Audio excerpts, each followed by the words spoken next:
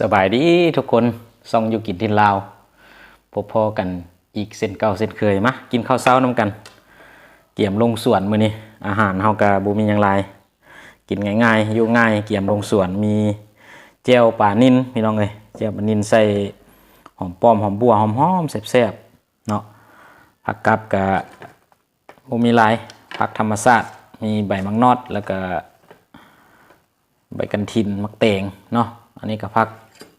หอมผักหอมป้อมหอมอย่างเอามากับตืมของหวานเนาะเป็นน้ำหวานตบท้ายเวลาใกล้อิ่มเนาะทุกคนมาแซ่บๆน้ำกันบรรยากาศฝนตกเมื่อคืนนี้ตอนนี้ก็แดดกำลังออกเกี่ยมสิลงสวนกินข้าวแล้วก็สิลงสวนอยู่เฮือนกับลูกชายน้อย2 คนเนาะเพิ่นนอนละลูกเมียก็ไปการไปเรียกช่วงนี้ก็เบาแสงพักเวียกประจำเนาะเฮ็ดน้ำสวนพักมากินข้าวน้ำกันแซ่บๆแก้วปลานิลเฮ็ดน้ำบ่หลายปานใดพอดีได้คุยน้ำตัวมาลุยเลยใส่มะแคนจี้มะแคนใส่หอมครับ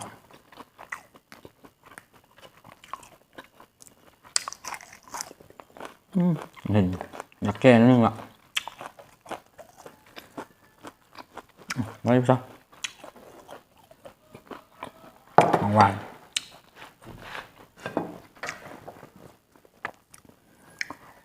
ว่าสิออกหมายเบิ่งมื้ออื่น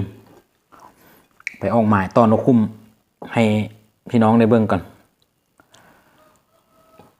ไปออกหมายกับลูกชายบ่มื้ออื่นเนี่ย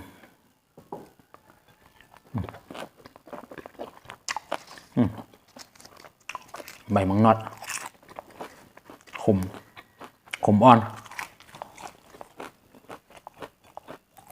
กับลาบกับก้อย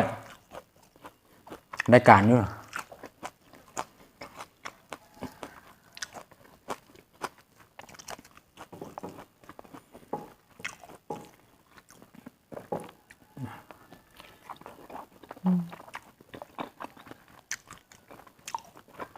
บ่วง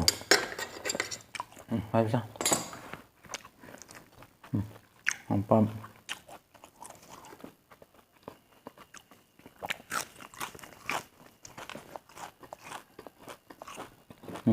ตุ้ยใส่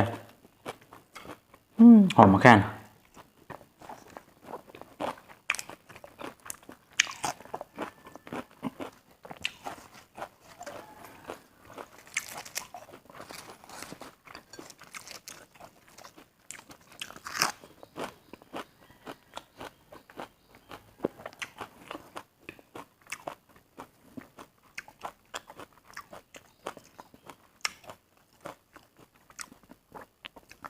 เข้ากันมีอันลูกหินลายมานำมงสีได้กินกันได้ระวังตุยใส่คำนี้ไง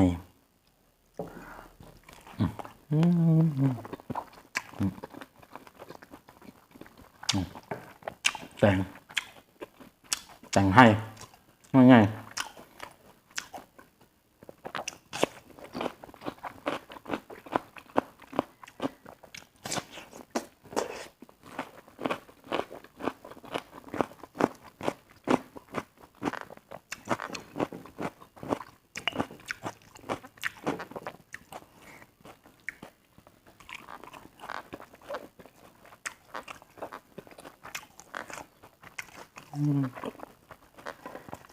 แซ่บ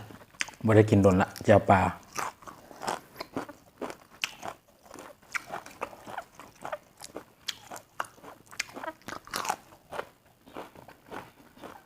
ปลาเลี้ยง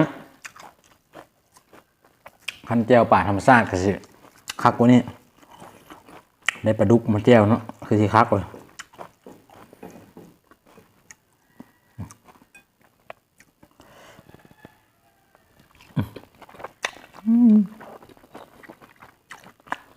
กั้งตอนแจ่วบ่ได้ใส่ใจออกต่ำเลย อ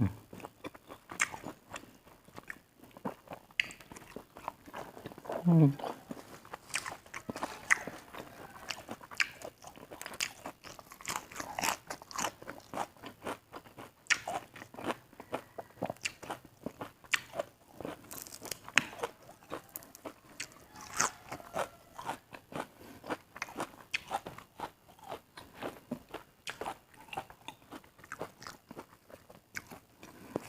กชาย2 คนก็ไปโรงเรียนไปเรียนเพิ่มเอาลูกชายลูกชายน้อยอยู่โรงเรียนมันกินนมแล้วนอนละ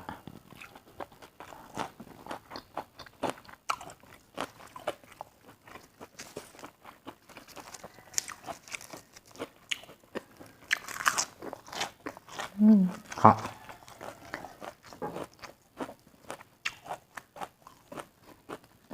ใส่แกงกระดูกงัวกระดูกควายง้อครับแบ่งนอด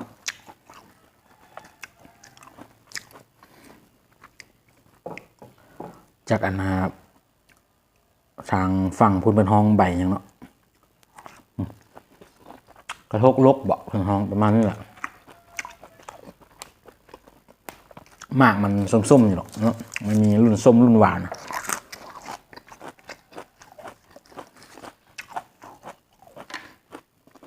กันเห็นกับแก่แล้ว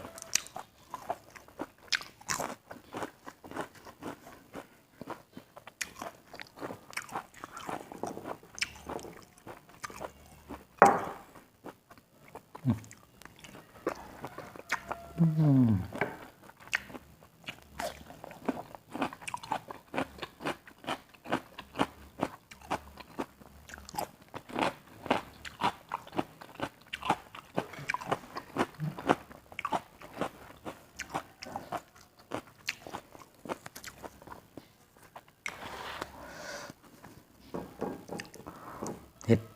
น้ำโบราณอาศัยได้คุย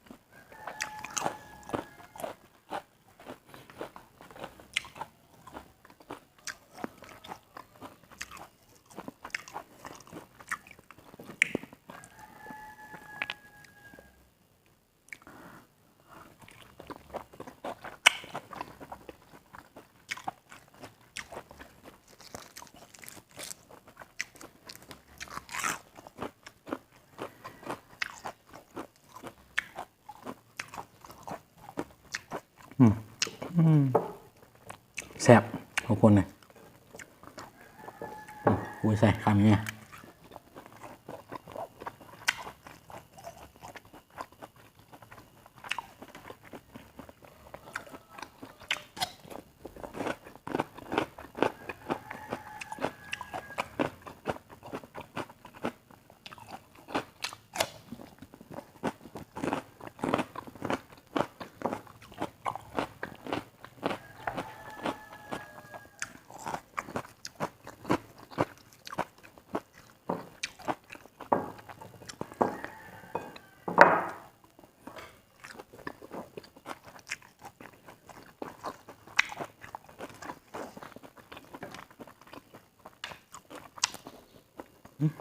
หมากในอ่อนอยู่กระเทียม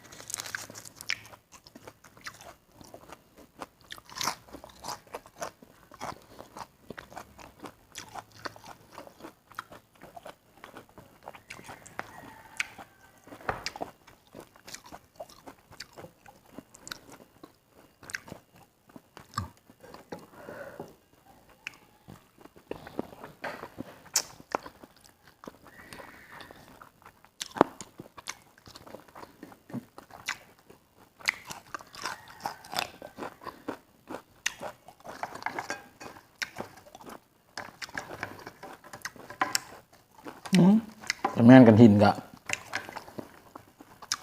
อยู่สูงคือว่าป้อนมาเอาลงมากินพัดอยากแก้แล้วพี่น้อง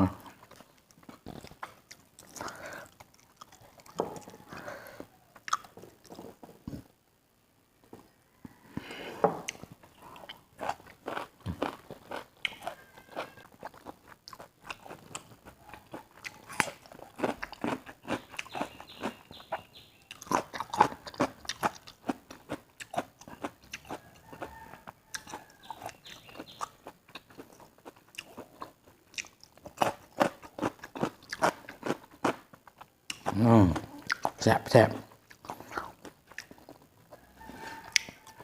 เจียวปลานิล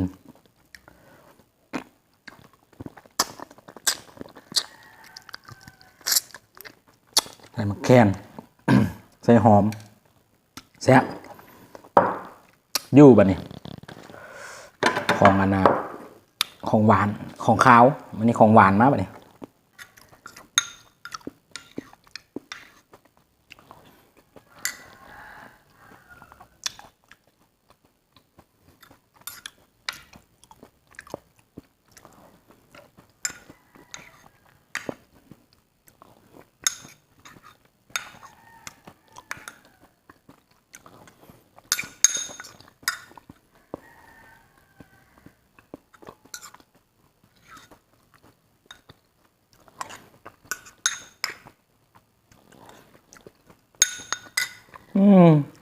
ดูไปเลย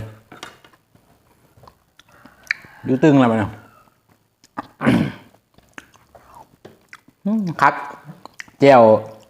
ปลานิลใส่มะแขนใส่หอมแซ่บๆบรรยากาศยามเช้าตบท้ายด้วยน้ำหวานคลิปนี้ก็ขอจบเพียงซ้ำนี้เนาะเอาไว้คลิปหน้าจะไปพอออกใหม่เต้านกคุ้มน้ำกันทุกคนเลยหาอยู่หากินเนาะ